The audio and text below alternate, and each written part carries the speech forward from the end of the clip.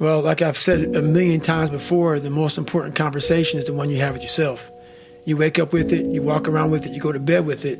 Eventually, you act on it. Sometimes you act on it good, sometimes bad. You got to change the internal dialogue.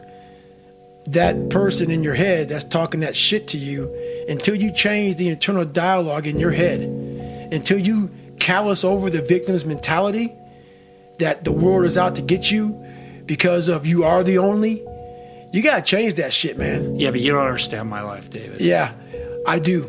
So that's the thing about it. And that's why I can talk about it. But yeah, I get what you're saying. A lot of folks I get that mentality. I once had that mentality that no one understands what the fuck I'm going through. And if you keep that mentality, you're going to stay in the same exact spot that you're in, that no one understands me. There's millions of people. Why do you think a book that I self-published, is doing so well with a story that's so fucked up? People are like, I'll never forget when I went to a publishing house, like, who's going to resonate with this story? No one's going to buy this book. I'm like, are you not in the world? Are you not in society? You're never alone. Everybody's going through shit.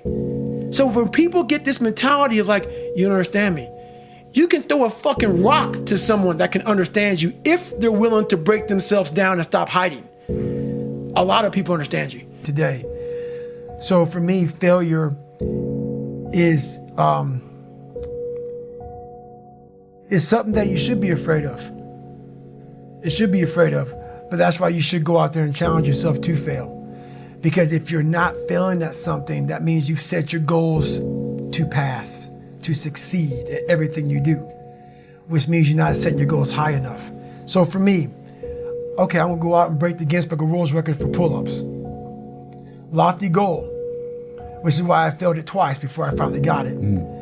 I knew going into everything I've ever done in my life, Navy SEAL training 3 times before I got it. Everything I've ever done in my life took me 3 times before I got it. I knew that there was a huge possibility of failure.